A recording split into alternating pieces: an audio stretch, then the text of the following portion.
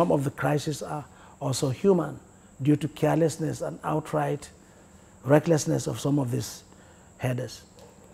But you see, as government, we sat down and discovered that, look, if we cannot stop them because it's their right to move from one place to another without encroaching on other persons' farmlands or places, we have to bring a mechanism that gives them some kind of balance.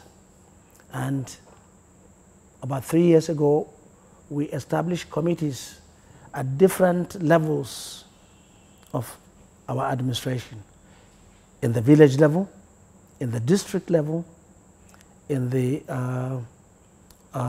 local government level, and at the state levels. So we have 4 levels, and in each of these levels, we call people that are part and parcel of the system: the traditional ruler, the DPO, the SS there, the civil defense, the youth leader, the head of farmers, and the head of herdsmen. We have a committee that total up to 9 in every of this stage. We gave them the responsibility of adjudicating over issues that will be left to snowball into crises that will bring about loss of life. And believe me, Nassau State has enjoyed tremendous amount of peace and stability as relates to farmers' herdsmen crisis, because these committees are there to ensure that they settle the problems before they get sour. This mechanism came to be and came to give us the greatest wonders when there was a migration of the herdsmen from Benue early this year with the anti-grazing law, when flocks and flocks of herdsmen and their cattle were moving to no other place than Nasarawa. Yes, because you are next door. We are next door, and that was our undoing. We received so much bashing from Benue State that we are harboring herdsmen to fight Benue and all that, but all that is history. We are in the same country. We are our brothers' keepers. If the Benue drives them and we drive them, they will go to Plateau and then create problem. Go to Kaduna and create problem. And problem that is not deliberate, a problem that has become obvious because one is frustrated. So we have a lot of land in Nasarawa, and we decided that this committee should look into a way, a manner of giving some kind of balance to them. And believe me, up to this point in time, most of the cattle that left Benue with the herdsmen are in Nassau, and because of this committee, we don't hear Nassau having this farmer herdsman crisis. The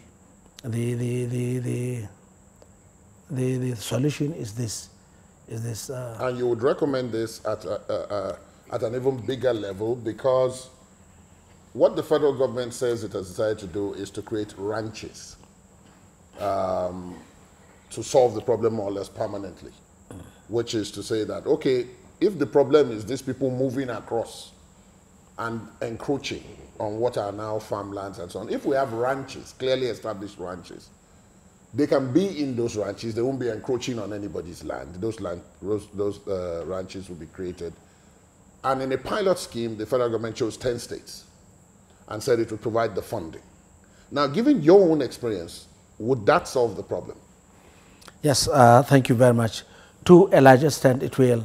And I'm proud and happy to say that Nassau State is one of those states that is now considered to pilot this initiative by the federal government, and we are collaborating with the federal government, with the Office of the Vice President, to see to it that we practicalize and ensure that this pilot experiment is given some chance to convince both government and private livestock owners alike to embark on this, so that it can reduce the amount of friction and confusion on the land.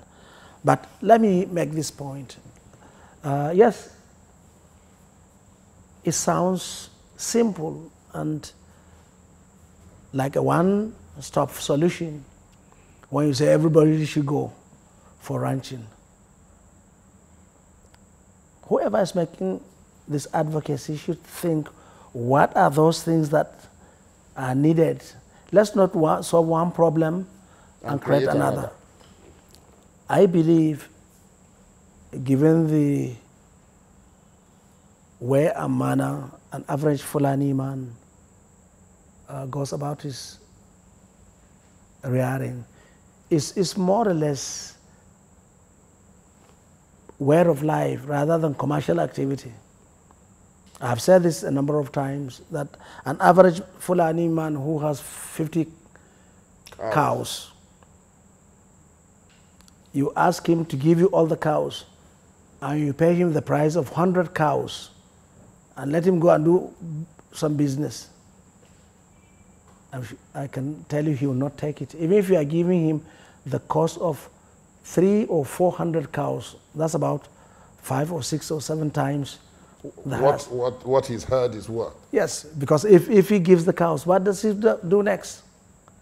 So we have to understand and also appreciate the kind of situation they are in. If you take the cows, maybe the kind of things they will do may be more devastating than even the problem of the cows going and transgressing across some people's farms. So I believe we should respect this, and create a platform where there should be committees and people also to be their brothers keepers, and both the farmers and the herdsmen, in ensuring that peace reigns. And then we experiment. What I've done as government, when my state was selected as one of those to pilot this, I went to Cuba and I saw how they were handling the issue of livestock and how they were breeding cattle and even customizing them, fattening them in a manner that you would be surprised about the lucrative.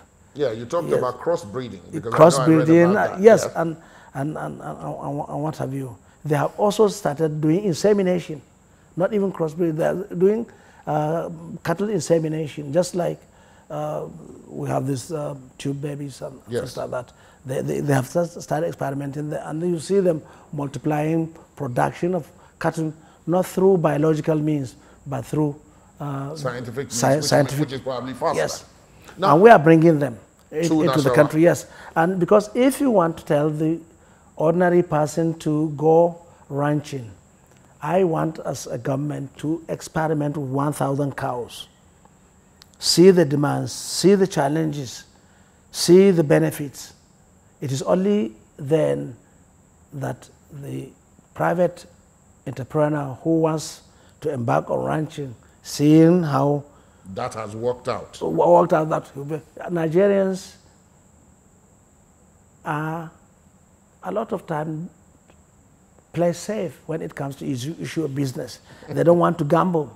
So for us to convince the ordinary herdsmen to go ranching, I am trying to do that and calling all the people within my area to see if they could buy into that. However, the conflict resolution mechanism will be there to allow them to do their wild grazing and even while this experiment is yes, it is by conviction, not by compulsion.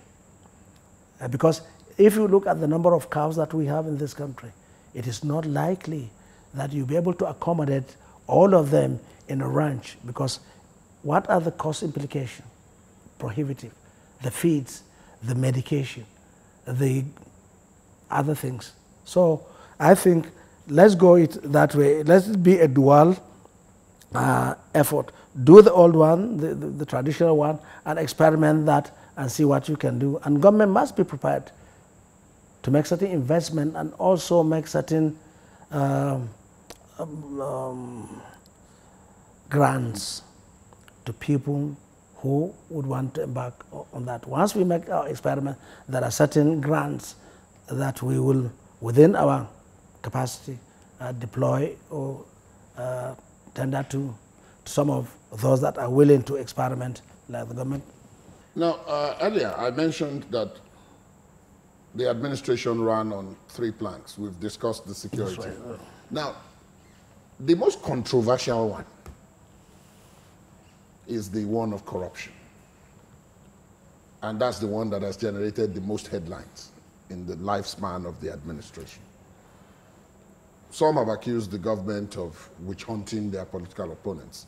In fact, some very recently have said you also have used the war against corruption against your opponents, because they say that the probe that you have ordered into Senator Abdullahi Adamu's government is an attempt to witch hunt him. That's it. As an example. They use it as an example. Now, while asking you to respond to Senator Adamu's own, I will also ask you to give a general comment on the general war against corruption. Thank you very much. Basically, the anti-corruption war, which the APC government, Muhammad Buhari, has considered one of its cardinal preoccupations, is a well thought out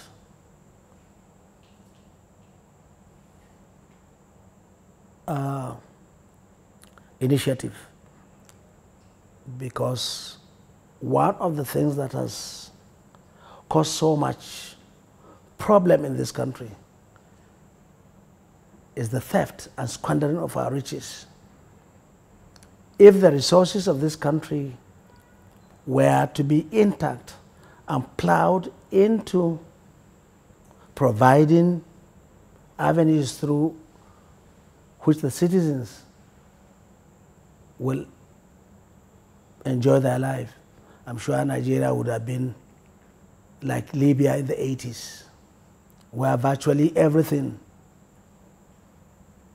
was free for everybody, because we have the human resources, we have the natural resources, and we have an unlimited